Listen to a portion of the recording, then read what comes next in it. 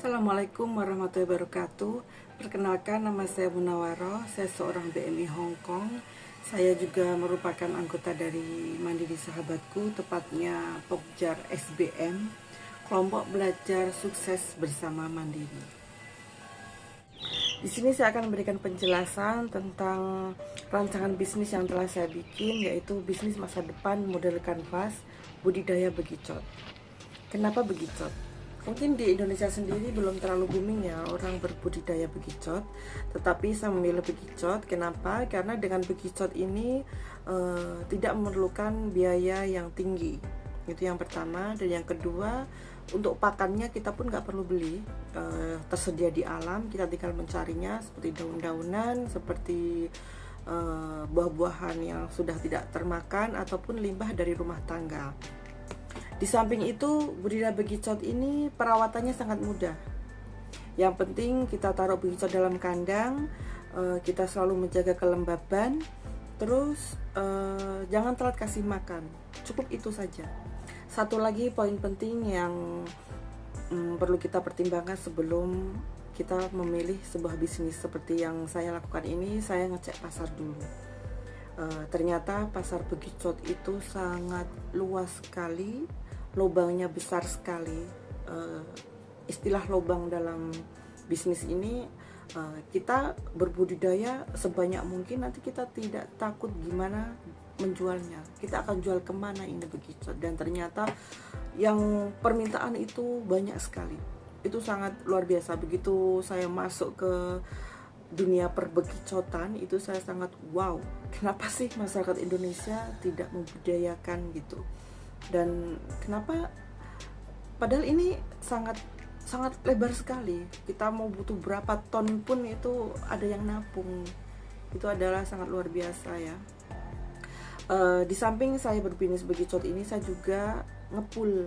Jadi saya bikin pengumuman di beberapa Facebook, beberapa grup tentang bekicot. Itu saya menerima dari petani yang mencari di alam, mencari bekicot di alam, terus saya membeli hasil dari mereka, terus saya tapung di tempat budidaya saya. Nanti saat menjual bersama dengan bekicot yang saya budidaya ini. Walaupun bekicot ini sangat lambat ya perkembangannya, itu dari telur itu sekitar 2 minggu baru bisa menetas. Setelah menetas dia butuh waktu 8 bulan untuk bisa menjadi dewasa. Tapi hal yang paling penting juga itu bekicot ini hampir tidak ada predatornya, aman. Kecuali waktu masih telur memang ada beberapa, kita harus menjaga dari semut, kadang dimakan sama semut, tapi itu sangat sedikit sekali ya. Tapi dengan minimnya biaya perawatan, minimnya predator, dan kita bisa semuanya kita kerjakan, kita cari dari alam. Jadi kita sangat bagus sekali untuk memilih budidaya bekicot ini. Itu pendahuluan saya tentang kenapa bekicot, kenapa harus bekicot, dan harus banget bekicot.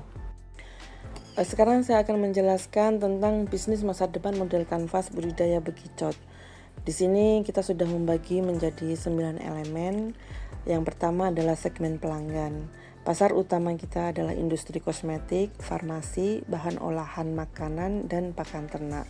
Terus pasar pendukungnya peternakan, petani organik, dan restoran. Untuk yang kedua adalah nilai proposisi, yaitu produk unggulan. Produk unggulan kami adalah daging bekicot untuk kuliner yang sehat, rendah lemak, dan kaya protein.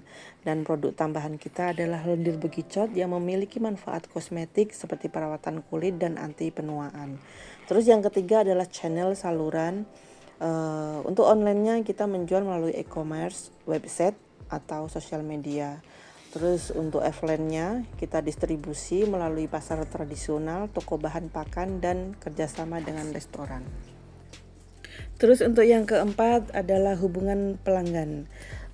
Edukasi konsumen, kita mengedukasi konsumen masyarakat tentang manfaat bekicot untuk kesehatan, kecantikan melalui blog dan media sosial.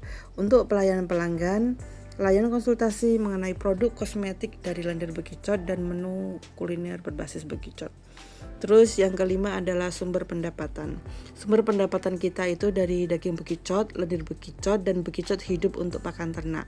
Terus jasa pelatihan, latihan untuk peternak baru, atau pengusaha kecil. Untuk kemitraan, kita bekerja sama dengan perusahaan kosmetik atau restoran untuk memasok bahan baku. Terus yang keenam adalah sumber daya. Untuk peternakan, kita adalah lahan untuk budidaya bekicot, teknologi, peralatan untuk memproses lendir bekicot menjadi produk kosmetik, SDM, tim yang terampil dalam berbudidaya, pengolahan, dan pemasaran bekicot. Terus yang nomor 7 adalah aktivitas budidaya, pemeliharaan, dan pembesaran bekicot secara efektif dan efisien. Untuk produksi, proses pengambilan lendir dan pengolahan daging bekicot untuk dijual. Untuk pemasaran, kita melalui online dan offline untuk menarik konsumen. Untuk yang ke-8 adalah kemitraan. Kemitraan kita dengan perusahaan kosmetik yaitu untuk menjual lendir bekicot sebagai bahan baku. Untuk restoran, bekerjasama dengan restoran untuk memasarkan bekicot sebagai bahan makanan. Untuk peternak atau toko pakan organik, kerjasama dalam penyediaan pupuk organik berbasis bekicot. Terus yang terakhir adalah yang ke-9, struktur biaya. Biaya tetap, investasi lahan kandang, peralatan, pemprosesan.